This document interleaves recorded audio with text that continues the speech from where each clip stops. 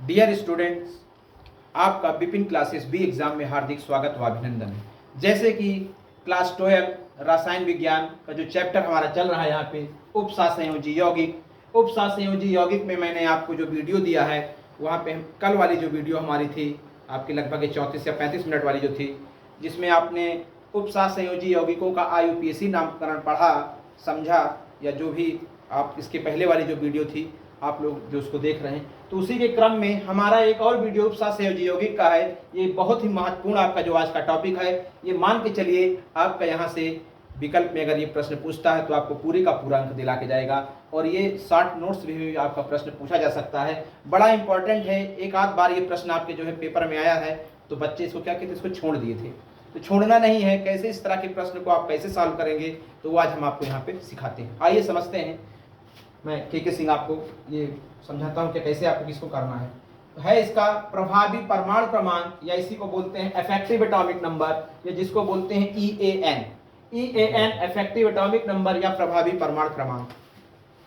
तो किसी भी उपसंयोजी यौगिक का प्रभावी परमाणु क्रमांक क्या होता है, कैसे इसको हम ज्ञात करेंगे, कैसे जानेंगे। तो जो प्रभावी परमाणु क्रमांक होगा इसका प्रतिपादन किया था सिडविक ने। तो प्रभावी परमाणु क्रमांक की सहायता से हम किसी भी उपसंयोजी यौगिकों के अस्थायित्व को चेक करते हैं।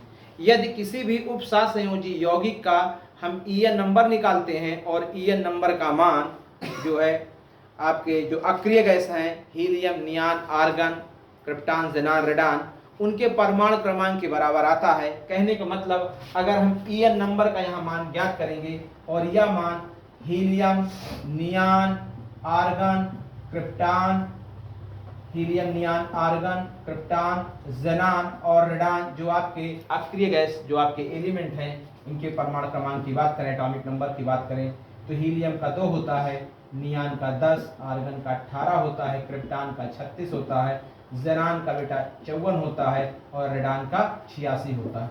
यदि हम प्रभावी परमाणु क्रमांक या EN का मान निकालें और मान आपका जो है 2, 10, 18, 36, 54, 86 आता है, इसका मतलब ये होता है हमारा उपसंयोजी यौगिक ज़्यादा स्थायी है।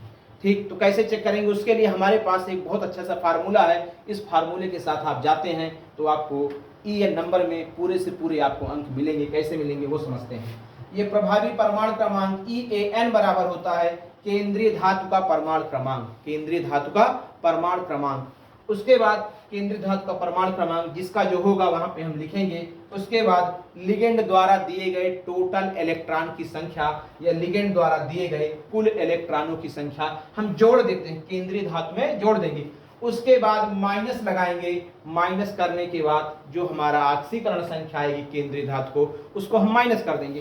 तो इस तरीके से जो हमको नंबर मिलेगा उसको हम बोलते हैं प्रभावी परमाणु क्रमांक। फिर से हम समझते हैं कैसे क्या प्रभावी परमाणु क्रमांक निकालेंगे या EN नंबर किसी भी उपसंयोजी यौगिक का। तो इस फार्मूले की सहायता से EAN बराबर केंद्रीय धातु का परमाणु क्रमांक, केंद्रीय धातु का परमाणु क्रमांक आपको लिखना होगा, प्लस लिगेंड द्वारा दिए गए कुल इलेक्ट्रॉनों की संख्या, यानी लिगेंड केंद्रीय धातु को कितना इलेक्ट्रॉन दे रहा है, इसको हम जोड़ेंगे। फिर उसके बाद माइनस का चार्ज लगाते हैं, अर्थात उसमें माइनस कर देंगे केंद्रीय धातु की ऑक्सीकरण संख्या, और केंद्रीय धातु की ऑक्सीकरण संख्या जब माइनस कर देंगे तो उसके बाद जो हमारा EN नंबर आएगा तो हम देखते हैं कि EN नंबर का मान कितना आ रहा है। अगर EN नंबर का मान जो हमने यहाँ पे लिखा है 2, 10, 18, 36, 54, 86 आता है, तो इसका मतलब है कि यौगिक आपका बहुत ज़्यादा अस्थायी हो जाएगा। ठीक, जैसे यहाँ पे मान के चलिए हमारे पास एक यौगिक है K4Fe(CN6), एक बहुत ही महत्वपूर्ण यौगिक है जो कि विगत परीक्षा में कई बार आपके यहाँ पूछा जा चुका है। तो इसका हमको EN नंबर निकालना है इस यौगिक का, और इस EN नंबर की सहायता से हम चेक करेंगे कि यौगिक हमारा स्टेबल है कि कम स्टेबल है, मोर स्टेबल या लेस स्टेबल। तो सबसे पहले हम इसका ऑक्सीडेशन नंबर निकालते हैं। जो हमारा ऑक्सीडेशन नंबर आएगा तो निकालने के लिए सबसे पहले हम यहाँ पे देखते हैं पोटेशियम है, जिसको हम लिखेंगे 4। पोटेशियम का जो होता है आपका ऑक्सीडेशन नंबर +1 होता है, और Fe का हमको निकालना है, इसके लिए हम X लिखेंगे, और जो आपका CN है +6 लिखेंगे। साइनाइड हमारा जो है निगेटिव लिगेंड है और इसका जो ऑक्सीडेशन नंबर -1 होता है। अब इसी को हम सॉल्व करेंगे। उसके बाद यहाँ कुछ लगा है, नहीं लगा तो इसको हम इक्वल लगाएंगे, और यहाँ कोई चार्ज होता तो हम 0 लिखते, नहीं है तो यहाँ कोई चार्ज है तो यहाँ पे हम उसको दिखाते, अगर +2 चार्ज होता तो +2 लिखते, +1 होता तो +1 लिखते, और कोई चार्ज नहीं होगा तो यहाँ पे हम 0 लिख देंगे। अब इसी को हम सॉल्व करेंगे, ये हो जाएगा +4, ये हो जाएगा आपका x, ये हो जाएगा -6 इक्वल टू 0, यानी x - 2 इक्वल टू 0, और ये आपका आ जाएगा x +2।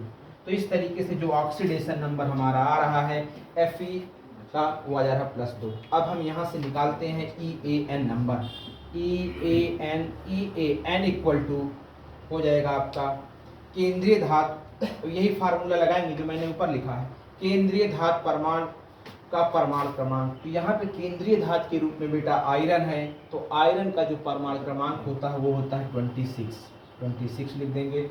उसके बाद हम देखते हैं दूसरा इसमें क्या दिया गया है, लिगेंड द्वारा दिए गए कुल इलेक्ट्रॉन की संख्या। तो ये हमारा जो CN है ये हमारा मोनोडेंटेट लिगेंड है। मोनोडेंटेट लिगेंड का मतलब ऐसा लिगेंड जो सेंट्रल मेटल एटम को एक जोड़ा यानी कि एक लोन पेयर या एक एकाकी इलेक्ट्रॉन युग्म देकर एक बंध बनाता है। तो यहाँ पे मोनोडेंटेट लिगेंडों की संख्या कितनी है, 6 है। तो ये हो जाएगा आपका, एक CN होता तो 2 इलेक्ट्रॉन दे रहा है, अगर 6 CN है तो इलेक्ट्रॉन टोटल 12 दे देगा। कितना देगा, 12। हम इसमें 12 ऐड कर देंगे। उसके बाद अब यहाँ पे माइनस चार्ज दिया गया है तो हम यहाँ पे माइनस लगाएंगे, और ऑक्सीडेशन नंबर हमने यहाँ पे कितना लिखा है, +2 लिखा है। अब इसी को हमको सॉल्व कर लेना है।